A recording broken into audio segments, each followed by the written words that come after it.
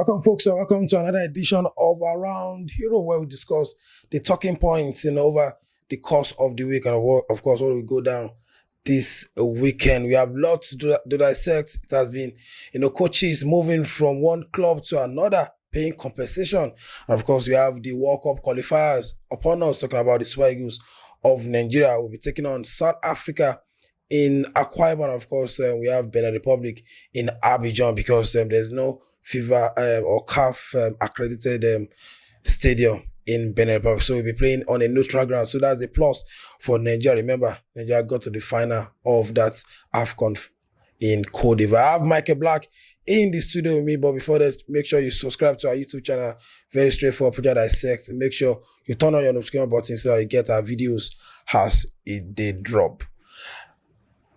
Michael, let's start. They say charity begins at home. So let's start from, the list of the Super Eagles. But the big news is that Victor Osimhen will be out of this qualifier, and you know fully well that we need these two qualifiers because we have third on the log with 2 points after drawing against Lesotho and Zimbabwe. Is it a disadvantage for Nigeria that their top scorer is out injured? I don't see that as a disadvantage. And when you look at our forward line, you see we have a plethora of talents in that squad. And, well, I would say, unfortunately for Nigeria, Victor Osimhen is out injured. But fortunately for some players, like the likes of Boniface, Terence Murphy, we saw a glimpse of what Terence Murphy could do at the Nations Cup. And I think this is the time for them to step up at the national level and start to give Victor Osimhen a chase and a run for his money. And I think that is what we all say. We want a healthy competition in the Super Eagles and whichever team we all support around the world. So if any striker can step up now and get the goals, even Victor Osimhen, we want to get back with that rush and that hunger, and that would be good for the Super Eagles. I was talking about the replacement for Victor Osimhen. It has been confirmed that Kenneth Ugboke of Rangers left back will replace Victor Osimhen in that list. But away from that, let's go straight to the major talking point. Hansi Flick to Barcelona. We saw what happened with Xavi. First season, he won the La Liga. Second season, it wasn't that good, but they still found a way to finish top four. He said he was going to leave. Laporta said he's going to stay, but it was eventually sacked. With what is going on at Barcelona in terms of no financial, strength, you have to use players from La Masia. Remember, Xavi used or gave debut to, I think, like 4-5, La Masia players, or academy players. Is it a good move, going for an established manager like Hansi Flick? I really don't know what is going on with Barcelona, but over the years, if we can assume or we can just try to, predict what has been going on, looks like they don't want to calm down their high horse and really face the problems and the issues at hand head on. It has been from one quick fix to the other, And it's quite unfortunate, but the only way I see this ending is getting worse for them, for Barcelona. You can see that was the same route Manchester United, were on to since like 2013, 2014. This is 2024. And we can see it kept on getting worse. So over the years, it kept on getting worse. Now, eventually you have to come back to what you should have started with, which is to recognize the fact that an era is gone. Now, let's start afresh and let's rebuild. But they don't want to rebuild. They want quick fixes. Let's see how that one pans out for them. So let's, talk about Hansi Flick as a manager. Remember, he won the treble with Bayern Munich. He has the most win ratio as a manager, over 80%. And maybe Laporta is looking at, I could be going for second time or, re-election. I need to compete with Real Madrid. I need to win trophies. If the new guys or new managers will not do the business for me, I need to compete favorable. Let me bring someone who has done it club-wise, to the club. Let's be realistic here. Hansi Flick won a treble, yes. But with what team? A prime Bayern Munich.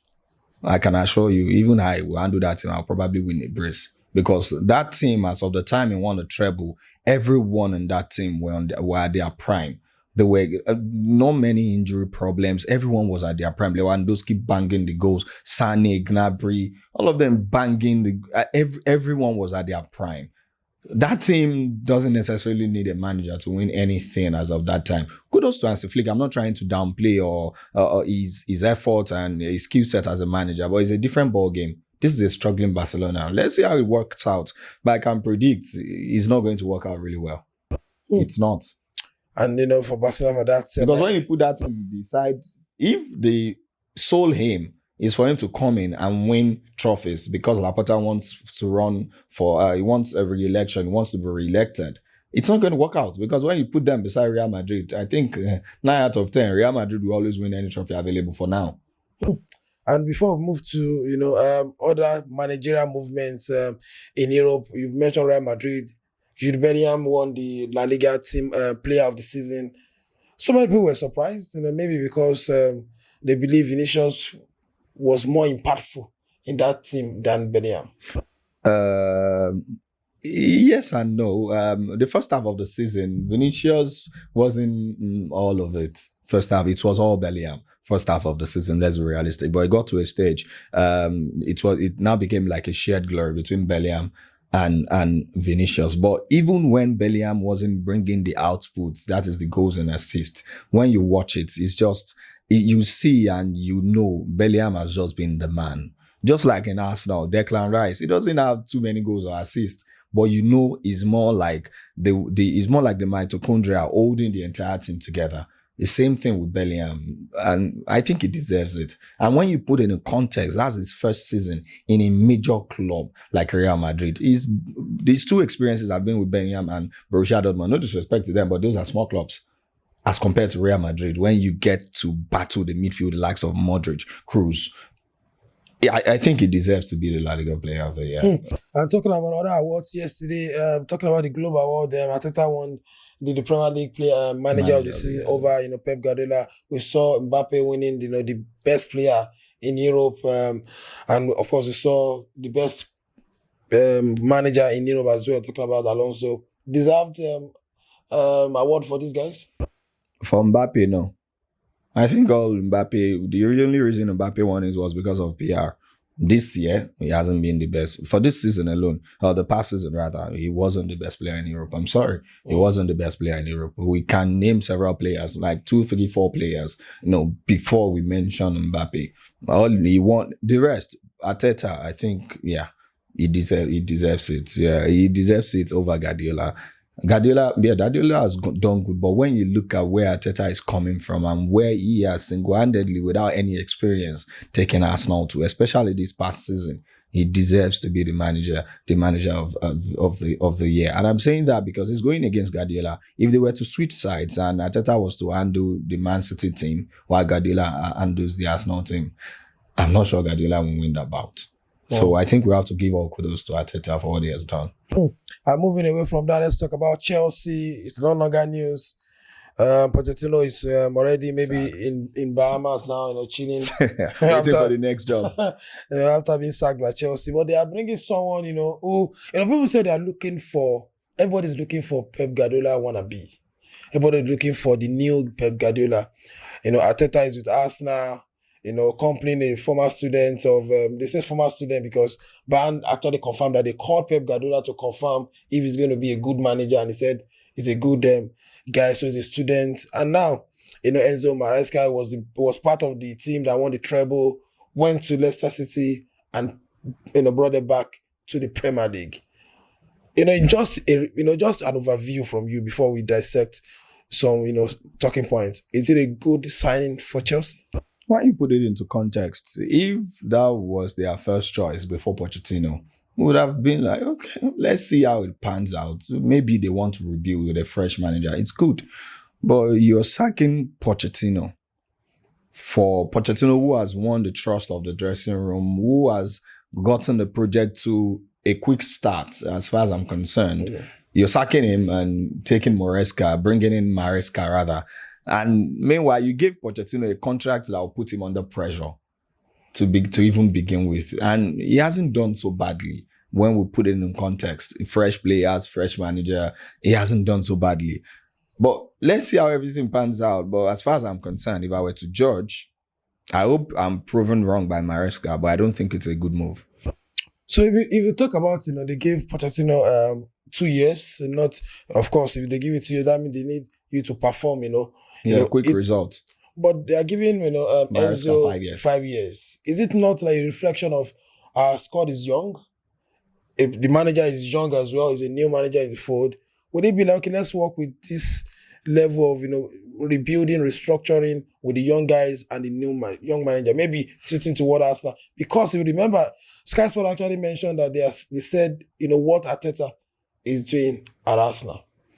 Uh, Do they have that patience for what happened at Arsenal to happen to Maresca at Chelsea? Unfortunately, I think Chelsea fans are spoiled. Abramovich, they are, well, positively so. They are spoiled. Like, they need to win trophies.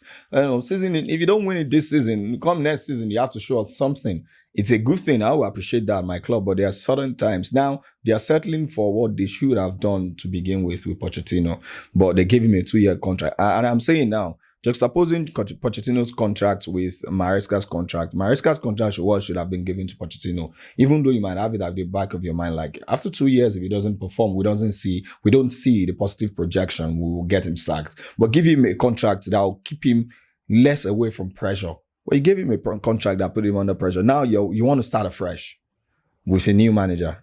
I don't think Chelsea fans are patient.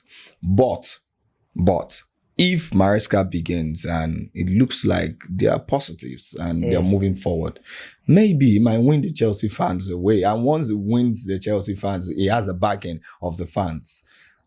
Everything will be good. We all know at the point, several Arsenal fans were clamoring, Arteta out. There was a point we went 10 games, we won 1 and drew 1, lost 8.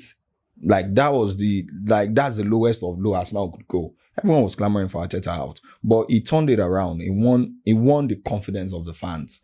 Even though we've gone 2 seasons running behind Guardiola, no Arsenal fan is shouting Arteta out. He has won the fans over. So everyone now believes in the project. If Maresca can replicate that, congratulations to him. But if he doesn't, they will turn on him. And he's the likely scapegoat. He's the easiest scapegoat. He doesn't have a choice. And of course, talking about Enzo Maresca, he has done, every, talking about winning as a player, won so much with Sevilla, even with Juventus. And of course, he was part of the team or part of the technical crew that won the treble in 2022 with Pep Guardiola before he moved to Leicester. And he did incredibly well at Leicester as well. First time calling brought them back into the Premier League. So let's see what he will bring to the table for Chelsea. So Chelsea have a new manager. They have a father to Enzo Fernandez in Enzo Maresca. Let's move. Let's take our plane to Italy, where Conte could be the new manager of. Almost done deal. Talking about Conte to Napoli. Is it, because all of a sudden, we saw the list of clubs that will qualify for Europe in Italy, and the former champion could not even make the European Conference League. And this is the best bet for Conte. He doesn't like European football. He focuses on the league. And maybe that's why they are bringing him on board. I don't know. I think they won a league in about 30 years, and I think they feel like, okay, we want another manager who can bring us another title in as soon as possible, like as soon as yesterday. And when you want such a thing, I think Conte is one of the people. Aside from Jose Mourinho, Conte is one of the managers you turn to. Managers like Conte, they don't mind winning you 2 trophies in 2 years, but the thing is, the posterity doesn't really, they don't do well with posterity. Once they leave, everything tends to crumble. And same with Jose Mourinho. Let's see how everything pans out. I just hope my Osimhen leaves there before all of this. But on the flip side, if Osimhen is still there under Conte, there's one thing I can assure him: he will get services. Yeah, he will get services, and he would likely come back to that Osimhen. Now he's priced at 120 million, 100 million. He'll probably get to 200 million. That is for sure. But if he's still there with Conte, once Conte is leaving, he should pack his bags too, because everything will likely fall apart. That it always does. So before, you just mentioned Osimhen, do you think Conte could convince Osimhen to stay? Definitely. Conte is an elite manager, and I think everyone around the world knows that. So if he talks to Osimhen and he gives Osimhen the confidence, you're my guy, you score for me, I will get players to serve you. Osimhen might be convinced. He enjoyed winning the Serie A What if Conte tells him this season we won't just win the Serie A, we'll go for the champ. He might just sweeten him with words, and he has the pedigree to prove it. And then when you look at it, what teams are actually bidding for Sime? Not really many teams are bidding for him right now. So you might just feel like, okay, let me weigh my options and stay. Because the only other option I see is everyone is convincing him to join Chelsea. Do we even know how he's going to be at Chelsea? Because with Chelsea, well, I don't know. I don't think he will get as much services as he wants. He will probably work his socks off, just like he did at AFCON without scoring a goal. And people are insulting him like a striker, even though most of the goals we scored were all because of him dropping deep, fighting those battles that most of them couldn't fight. But I'm not sure fans recognize that. Some people just want the output. You're a striker, they want the output for you to get goals. At Chelsea, I think he's going to struggle. He's going to work, but not really get the goals. But if he stays and Conte is in charge, I think he'll get the services and get a lot of goals. Talking about Arsenal, I've seen, a lot of places, even you, advocating for a striker, but it seems like a striker could be coming. There's a link from, Lautaro Martinez coming from Inter. And if you look at what he has done, he has won the Serie A, he has won the World Cup, he has gradually, won the major trophies, and it's coming with big mentality. Is it a good buy for Arsenal? Because the rumors, the link is getting stronger by the day, and it looks like Arsenal will be going for the Inter captain. Well, when you talk about Lautaro Martinez, I think his quality is not even in doubt here. We all know his quality is up there like one of the best strikers in the world. His mentality has always been strong. His composure, not so much. We don't know, but rumors have had it over the years. Like he's known to be a bit recalcitrant. But let's see. We never can tell. We don't know what go on in these dressing rooms and everything. But the only issue I might just have with him might be his age. I think he should be around 28 now. So as far as prime football is concerned, you have just 2-3 years to give. If he comes for a price less than 40 million, okay, I'll say it's a good gamble. But if he's priced at over 60 million, I don't think it would be a good buy. But generally, when we talk about his qualities and we take out the business side of it, we just talk about his qualities, I think it would be a great addition to Arsenal. He's very hungry, very physical, he's lethal in front of goal. Everything Arsenal needs in a striker. And I think that will even ease off Gabriel Jesus. Now Gabriel Jesus can deputize for Saka on the flanks. He has done it before at Man City. Even this season, he has done it quite a number of times, maybe 3 or 4 times. And it will also ease pressure off Kai Havertz. Now, Arsenal will have several options to work with going forward. And of course, the news is getting stronger by the day. Of course, like I didn't want to discuss it, but of course, when Fabrizio is talking about a major news like that and a link to Arsenal, I think it's a big deal for us to talk about it. Thank you, Michael, back for being in the studio. And of course, always comes to the studio to talk about everything going on around Europe. We should talk about, maybe before we go, let's just touch on the Conference League. We will do. Because we have to start talking about it, because from next season, a club will allow, we now make us to start talking about Conference League. Chelsea Chelsea. Well, so let's talk about the Olympiacos Fiorentina, who goes, underdogs. Is the final of the underdogs. I really don't know who to support here, but I think I'll slightly tilt towards Olympiacos. Both teams have been neither here nor there all through the season. They've been like a seesaw, blow hot, blow cold, blow or blow. This is the final. I think whoever turns up on the day gets it all. And a typical example should be the both finals that we've seen: Manchester City, Manchester United. The team that turned up on the day, regardless of what you've won before, won the game. Atalanta, Leverkusen. Oh. The likely underdogs in both finals have won the game. And I will say this as a warning to Real Madrid fans. I hope Dortmund defeat you guys. I am looking forward to it.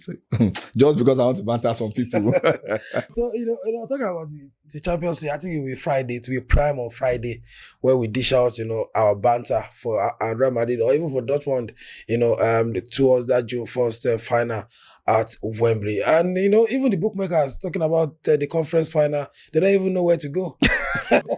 Of course, it's quite dicey. When you look at Fiorentina, you look at Olympiacos. Olympiacos in the Greek league is very dominant. Not so much this season, but They didn't win the league. Yeah. That's because they were way back before. They had to fight their way, to the top. So they've been Fiorentina all season, neither here nor there. I think since the time of Mutu, I don't think they've gone anywhere. So it's quite dicey. That's why I don't even know where to tilt in the final. But I just know the best team on the day will win the final of the conference. The best team on the day will win the final of the Europa Conference League, where Chelsea Football Club will be playing next season. Thank you, Michael, for being in the studio. Always That's all we can take from around Europe, where we dissect the major talking points in Europe. And of course, I believe we've done justice to that. Follow us on our platform, Puja Dissect on YouTube, and make sure you turn on your notification button so that you get our videos as they drop. So we'll come your way again. Bye for now.